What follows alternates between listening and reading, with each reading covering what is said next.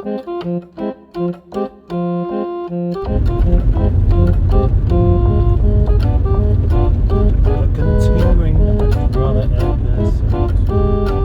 continually exciting episodes of Eric continues on Saturday, which is now.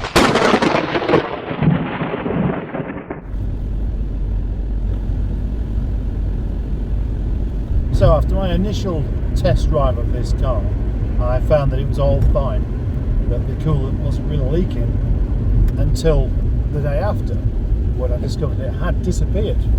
And in actual fact, now, after 38 miles, I've had to put in 2 litres of coolant, so it's definitely going somewhere. That means I've got to properly get underneath it, rather than just a half-arsed attempt that I did the other day, just opening the bonnet and having a look around. And by the way, there's the temperature gauge, sitting ever so slightly above the middle. So, poor Eric. It's exactly this kind of collection of minor problems that sees cars like this off to car heaven, or whatever you want to call it. Shouldn't call it that. Makes it sound like a nice, desirable place, doesn't it? You know, rather than just a euphemism for being cubed. Anyway, the point is, what I've got to do now is get it up the ramps again and take the under tray off and have a properly good gander underneath there. You never know, it might just be a pipe that's not entirely done up properly. It could be something as simple as that, or it could be something much worse. It could be something a lot worse. It could be the water pump leaking. It could be a head gasket. It could be a core plug. It could be the heater matrix has got a hole in it. It could be, obviously it could be many things. Water is very much the theme of the day, because there's Rhiannon, which yesterday I did the thermostat housing on, and then there's Eric, which has this problem there. Plus, add to that, the carpet is soaking wet, so we have water in the incorrect place but not in the correct place. And of course we've got plenty of it outside, which is why I'd like to do this job inside.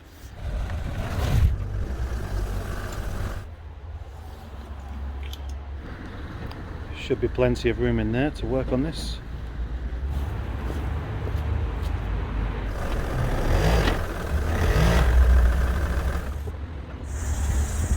Only slightly.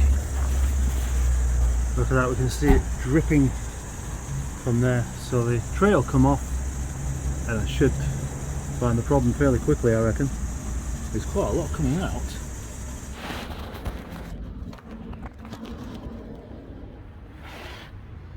Rather annoyingly, I can't see where it's leaking from even here. Unfortunately, having the under tray off isn't giving me any information.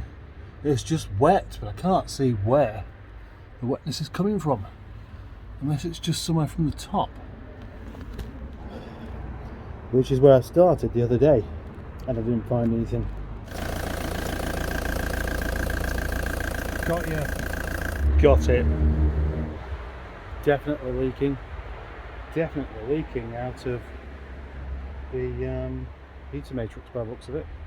The copper pipes. I wonder if there's any way that they can be mended. That's the under tray back on. I enjoyed that.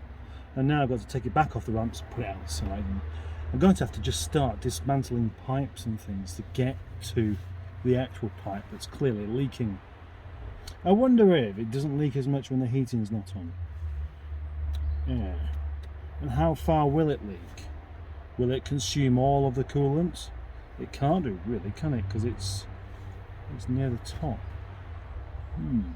Interesting questions, if you find that kind of thing interesting. Well, now that I know that the under tray isn't necessary to be off and I can do the work from the top if I can do it, the best place for this car is obviously outside, where we have all this lovely natural light. And gosh, what's going on there? bits of blue things in the sky.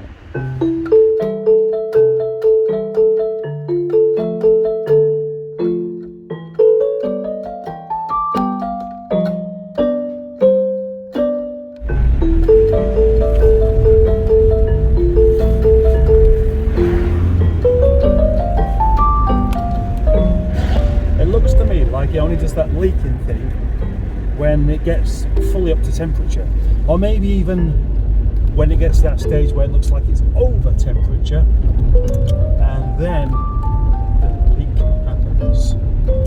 So I've got to take it for a little drive to see if I can trigger it. I'd really like to just go off and get something to eat, but you know what happened then? Get something to eat it. By the time I've finished eating, it's gone cold enough not to show up. Or get something to eat, don't eat it, have a look at this, and then it's gone cold whilst I'm messing with the car. There we go, lovely and up to temperature now, lovely hot air coming out.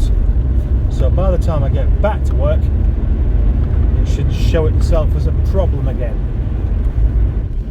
And it's just got to the stage of being ever so slightly over the middle, which is where I want it to be. That was worthwhile doing, because now I have found the problem, and it's not even as bad as I thought. My first thought was going to be the copper pipe down there past the heater matrix, but no, it's this. Look, that's got a split in it, where it's been rubbing against the metal part of the Saab valve. Yes, just there. That's a nice easy job. It looks like it's just a matter of replacing a pipe. How difficult can that be? Not difficult. In fact, all I've got to do is undo 2 clips and then bung the other pipe in, and that should be sound. The trouble comes with whether I've got one or not. The chances are I have. Alternatives to having the correct pipe would be self-amalgamating tape. Is it self-amalgamating? Yes, I think it is. You just sort of wrap it around, clean it up, and it kind of bonds itself to the existing rubbery stuff there. But I haven't got any of that. The other solution would be something I did in Nigel about 2 years back, and that's worked, which is to cut the pipe, stick a little bit of copper pipe in the middle, and then use 2 clips to stick it back together.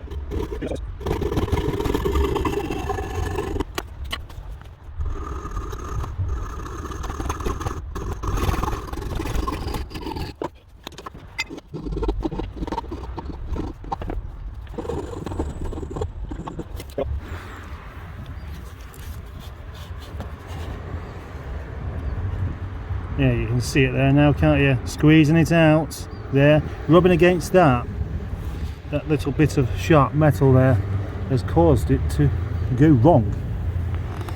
Using a sharp blade, cut the pipe in half and then inserted that bit of metal that I've just cut now.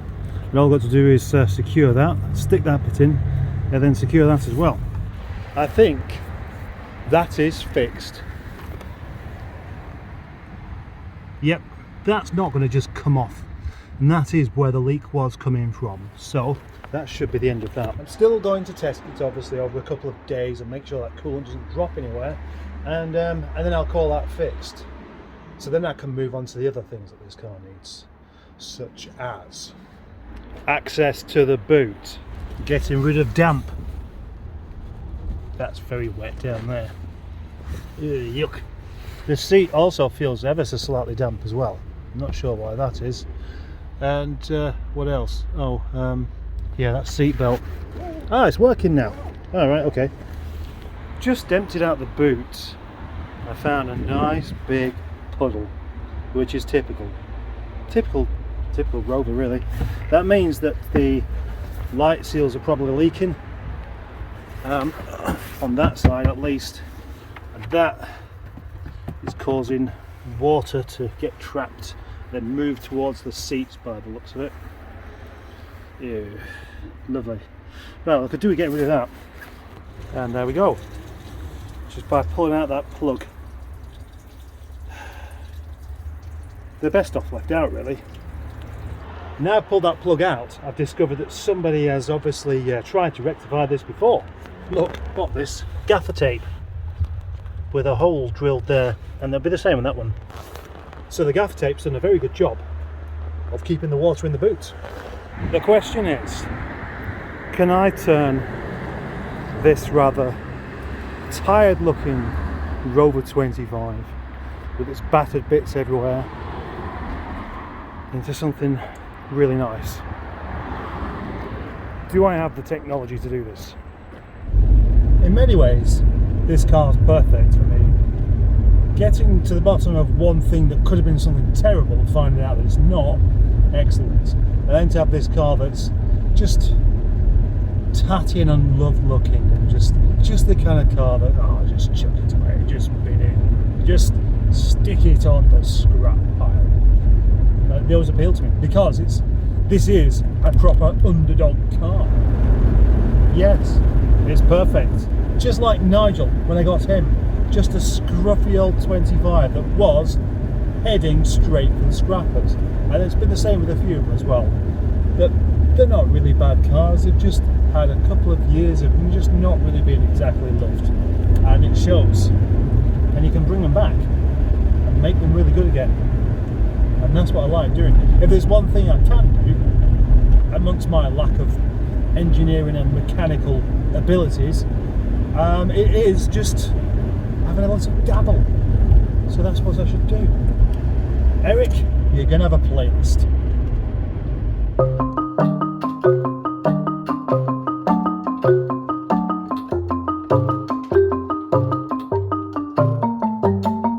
My name is Paul, and I run this channel, and I spend an awful lot of time and effort trying to make these videos as interesting, quirky and amusing as possible. So if you like them, please do subscribe and press that notification bell as well. If you want to support the channel further, you can do. There is a link in the description with my email where PayPal donations can be made, or pressing the super like thing, or becoming a channel member. There's so many things you could do.